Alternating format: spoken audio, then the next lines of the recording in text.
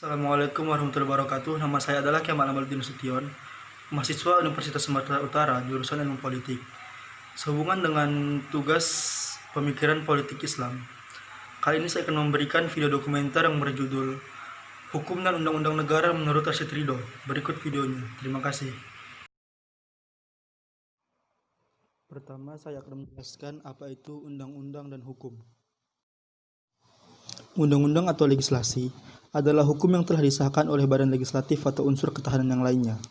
Sebelum disahkan, undang-undang disebut sebagai rancangan undang-undang.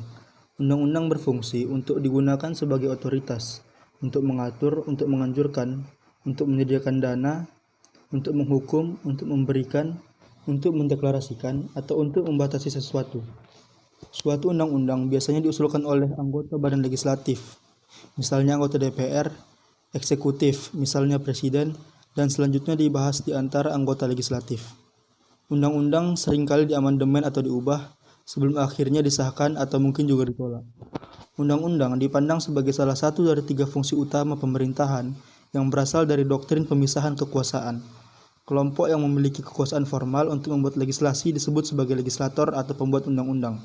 Sedangkan badan yudikatif, pemerintah memiliki kekuasaan formal untuk menafsirkan legislasi, dan badan eksekutif pemerintahan hanya dapat bertindak dalam batas-batas kekuasaan yang telah diterapkan oleh hukum perundang-undangan.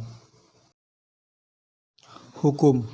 Hukum adalah sistem yang terpenting dalam pelaksanaan atas rangkaian kekuasaan kelembagaan dari bentuk penyalahgunaan kekuasaan dalam bidang politik, ekonomi, dan masyarakat. Dalam berbagai cara dan tindak sebagai perantara utama dalam hubungan sosial antar masyarakat terhadap kriminalisasi dalam hukum pidana yang berupayakan cara negara dapat menuntut pelaku dalam konstitusi, hukum menyediakan kerangka kerja lagi bagi penciptaan hukum, perlindungan hak asasi manusia, dan memperluas kekuasaan politik serta cara perwakilan mereka yang akan dipilih. Administrasi hukum digunakan untuk meninjau kembali keputusan dari pemerintah, sementara hukum internasional mengatur persoalan antara berdaulat negara dalam kegiatan mulai dari perdagangan lingkungan, peraturan atau tindakan militer. Filsuf Aristoteles menyatakan bahwa supremasi hukum akan jauh lebih baik daripada dibandingkan dengan peraturan tiran yang merajalela. Hingga saat ini belum ada kesepakatan di antara para ahli mengenai arti hukum.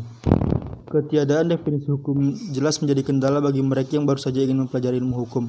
Tentu saja dibutuhkan pemahaman awal atau pengertian hukum secara umum sebelum memulai untuk mempelajari apa itu hukum dengan berbagai macam aspeknya. Bagi masyarakat awam, pengertian hukum itu tidak begitu penting, namun lebih penting penegakannya dan perlindungan hukum yang diberikan kepada masyarakat. Namun bagi mereka yang ingin mendalami lebih lanjut soal hukum, tentu saja perlu untuk mengetahui pengertian hukum secara umum. Rumusan pengertian hukum setidaknya mengandung beberapa unsur seperti hukum mengatur tingkah laku, peraturan hukum ditetapkan oleh lembaga atau badan yang berwenang, penegakan antara hukum bersifat memaksa, hukum memiliki sanksi dan setiap pelanggaran atau perbuatan melawan hukum akan dikenakan sanksi yang tegas. Biografi Rashid Ridho. Muhammad Rashid Ridho dilahirkan pada tahun 1865 Masehi di Al-Qolamun, suatu desa di Lebanon. Latar belakang pendidikannya dimulai dari madrasah tradisional Al-Qolamun, kemudian dia meneruskan pelajarannya ke Sekolah Nasional Islam, Madrasah Al-Watoniyah Al-Islamiyah di Tripoli. Di sekolah ini, selain pengetahuan agama dan bahasa Arab, diajarkan pula pengetahuan modern dan bahasa Prancis serta Turki. Tetapi karena mendapatkan hambatan politik dan pemerintah Kerajaan Utsmani, maka operasi sekolah tersebut tidak berlangsung lama, dan Rashid Ridho pun pindah ke sebuah sekolah agama yang ada di Tripoli. Namun demikian, hubungannya dengan guru utamanya di Sekolah Nasional Islam, yang juga pendiri sekolah tersebut, terus berlanjut, Syekh Al-Jisr, dan beliaulah yang menjadi pembimbingnya di masa muda. Kemudian, melalui majalah Al-Urwat wal Usto, Rashid Ridho mengenal pikiran-pikiran Jamaluddin Al-Afghani dan Muhammad Abduh. Ketika Muhammad Abduh dibuang ke Beirut, Rashid Ridho berkesempatan untuk berjumpa dan berdialog dengannya. Perjumpaan dan dialognya dengan Muhammad Abduh semakin memperkuat kesan dan semangatnya untuk mengikuti arus pemikiran pembaharuan tokoh asal Mesir ini. Muhammad Abduh yang kemudian menjadi guru utamanya, sesungguhnya ide-ide pembaharuan yang telah diperolehnya pernah dicoba diterapkannya ketika ia masih berada di Suriah.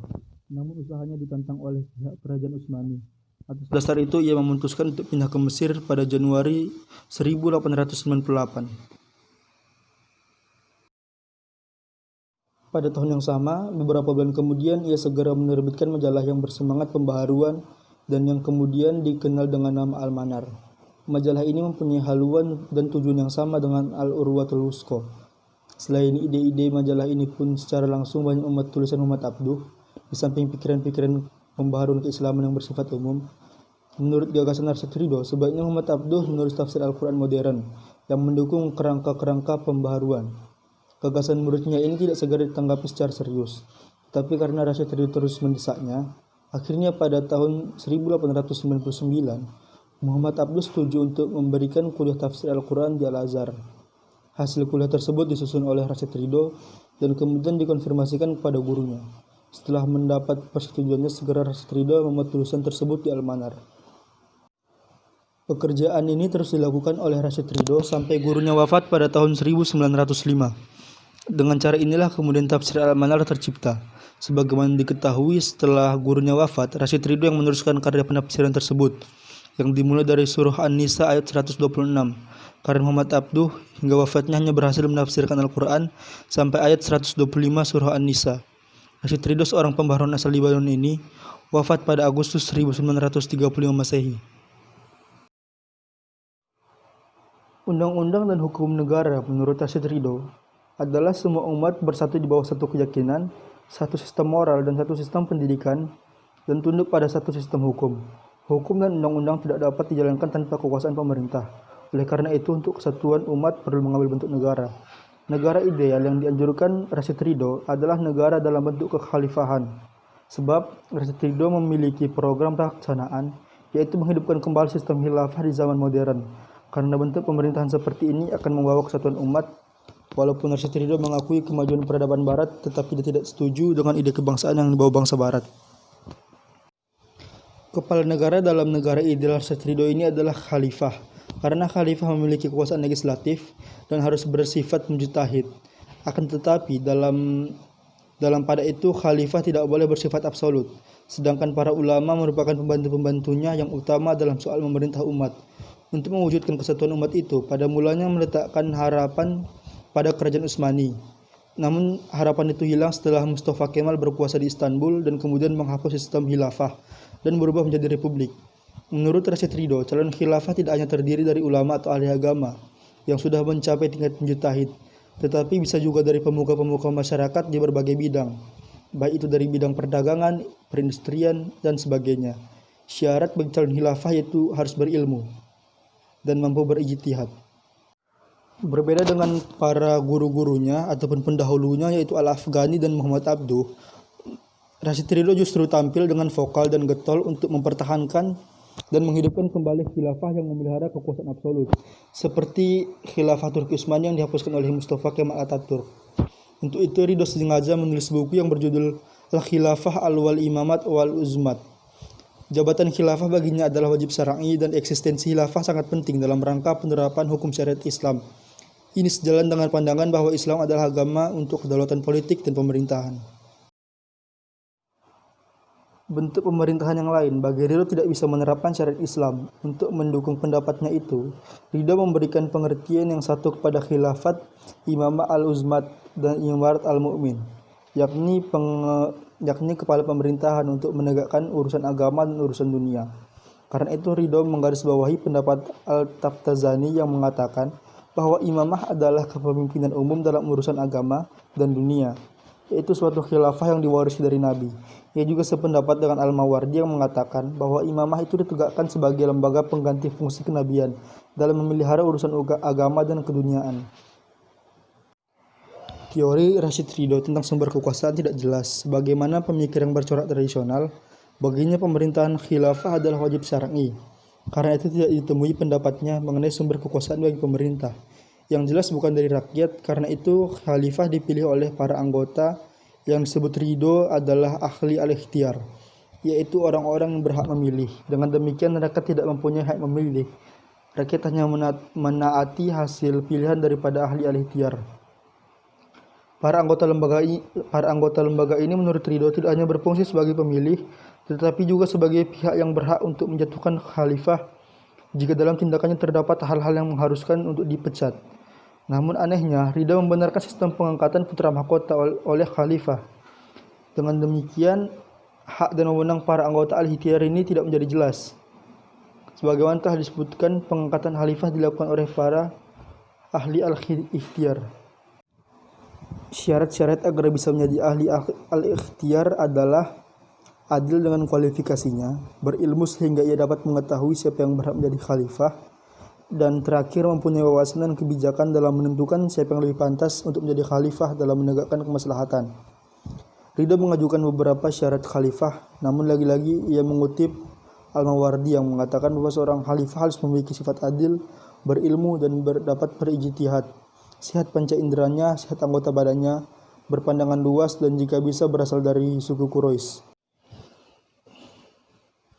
Dengan konsep satu khilafah dan kesatuan umat, berarti Ridho tidak sejalan dengan gurunya Muhammad Abduh, yang dapat menerima negara kesatuan berdasarkan kebangsaan atau negara bangsa, dengan mengesampingkan fanatisme agama. Sementara itu, Ridho menolak negara kesatuan berdasarkan kebangsaan menurut konsep Barat, sebab dalam Islam katanya rasa kebangsaan bisa tumbuh di atas dasar keagamaan. Meskipun banyak berbicara tentang politik dan negara, Rashid Ridho dasarnya adalah seorang ulama. Kemunculan pemikiran politik Rashid Ridho adalah sebagai reaksi terhadap persoalan-persoalan umat yang mengalami banyak kemunduran di segala aspek kehidupan pada saat itu. Penyebab kemunduran antara lain adalah faktor politik, yaitu pemerintahan khilafah yang absolut dan penghapusan khalifah oleh Mustafa Kemal Atatürk, serta kekuatan politik bangsa-bangsa barat yang menjajah negeri-negeri Islam. Karena sifatnya reaktif, maka pemikiran politik mereka tidaklah utuh. Namun demikian, dari pemikiran Rashid Ridho dapat dipetik pengetahuan yang berharga tentang negara dan pemerintahan dalam Islam. Sekian penjelasan dari saya. Jika ada kesalahan, mohon dimaafkan. Assalamualaikum warahmatullahi wabarakatuh.